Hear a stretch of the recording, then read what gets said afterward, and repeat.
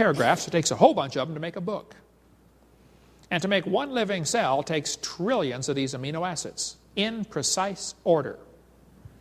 Half of what he made was right-handed, half were left-handed amino acids. This creates a real problem because the smallest proteins have about 70 to 100. Maybe there's one less, I don't know. But all are left-handed. The smallest DNA all have, and DNA and RNA all have right-handed. It's called the chirality. He made a mixture. It's not going to work. They will unbond in water much faster than they bond. And as far as anybody knows, the oceans are completely full of water. And Brownian motion is going to drive them apart, not bring them together. The experiment was a fraud. It's a lie. It's a fake. It didn't work. Don't let them tell you they made life in the laboratory because they never came close. Somehow they get this idea, though, that all you got to do is get all the molecules together and add energy, and it'll make life.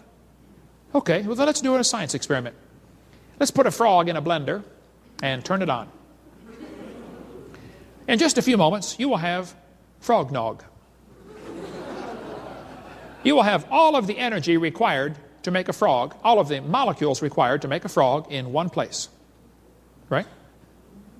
Now we're going to add energy. Put it on puree.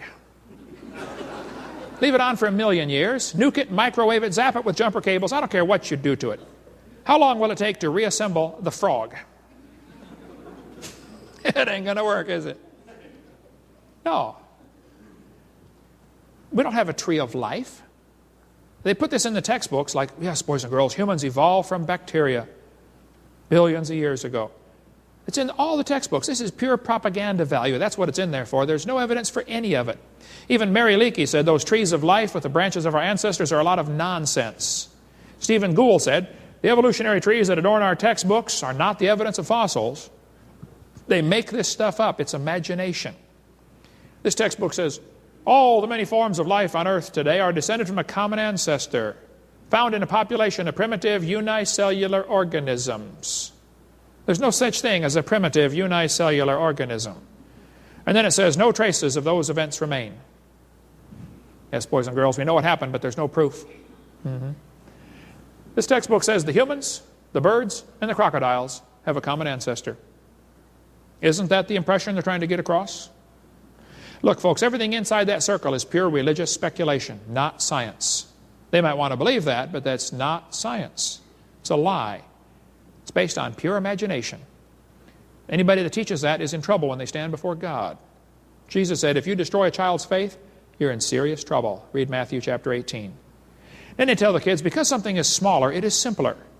They talk about simple one-celled organisms.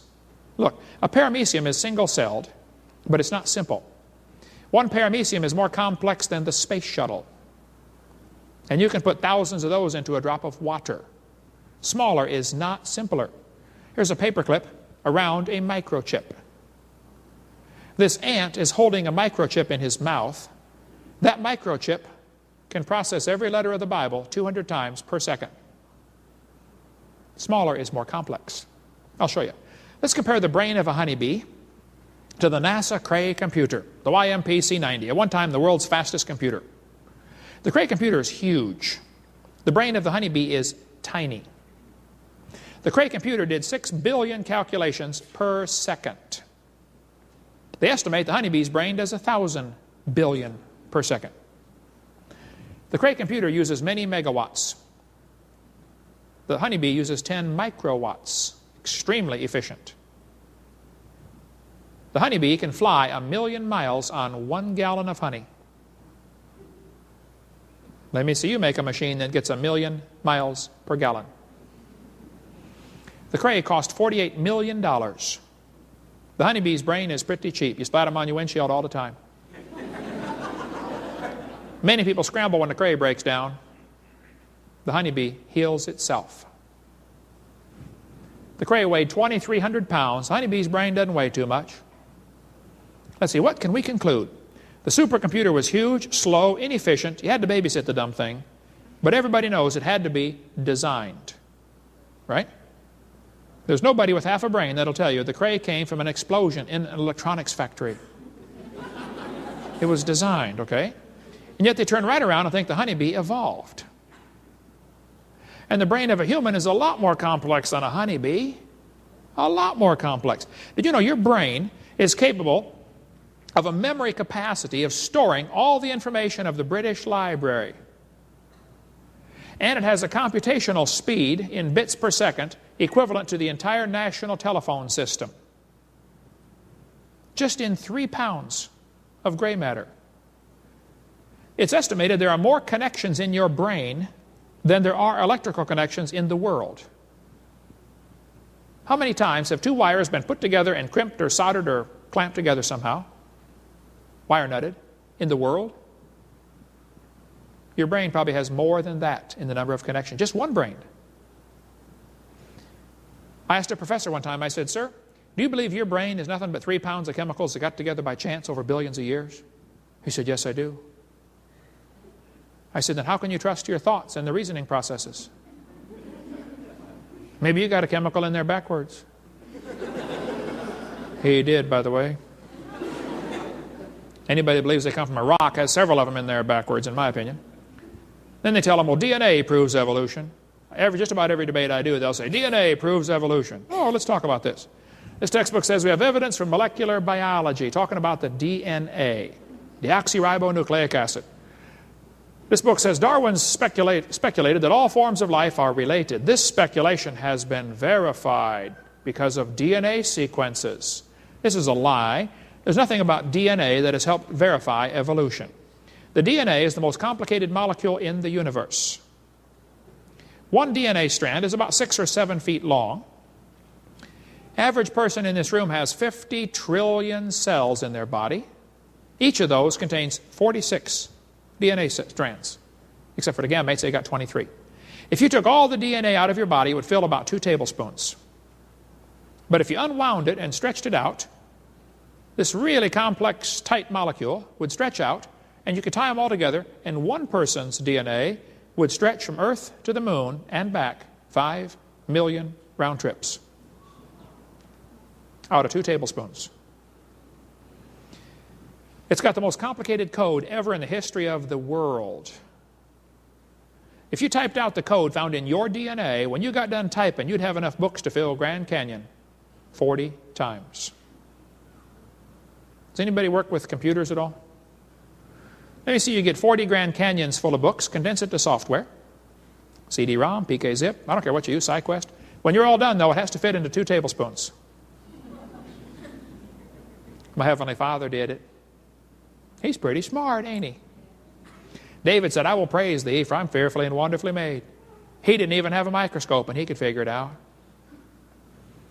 You know, from conception to birth, the baby adds 15,000 cells per minute to its body, each one more complex than a space shuttle. How would you like to be in charge of supplying materials for a factory that's producing 15,000 space shuttles a minute? Some of you ladies are thinking, I did, man, that's hard. Sometimes in the middle of the night, they want pickles down there for something. What do you want a pickle for? I don't know, but go get one. Must be building something that needs part of a pickle. Who knows, you know? You know, the probability of one DNA arranging itself by chance has been calculated to be 1 in 10 to the 119,000th power. That's a big number when you consider the entire visible universe is 10 to the 28th inches in diameter. Big number. DNA does not prove evolution. DNA only shows how complex life is. You know, penicillin only has 2 chromosomes. Fruit flies have 8. I put together some critters and said, you know, I think I know how evolution really happened. Penicillin was first, and it evolved to a fruit fly. And then it evolved to a tomato. Or a housefly. They're twins, you know, they both have 12 chromosomes. Very hard to tell the difference between those two. And then slowly over millions of years, they got some more chromosomes and became a pea. And then it evolved to a bee. Now here you can see the similarity. P, B, very similar. And then very slowly it evolved to lettuce. And over millions of years, finally, triplets were born. Did you know the possum, the redwood tree, and the kidney bean all have 22 chromosomes? The average scientist cannot tell them apart. Let's see, possum, redwood tree, kidney bean. Yeah, let me see.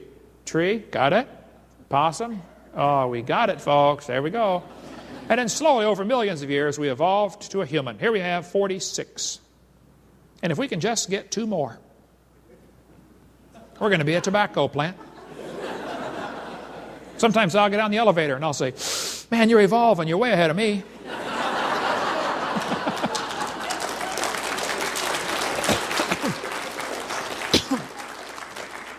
And of course, dogs and chickens are twins. Everybody knows that. They both have 78 chromosomes. And someday we might get enough chromosomes to be a carp. And it probably won't happen in my lifetime, but maybe we'll evolve far enough. Someday, in star date 349572, we can be a fern.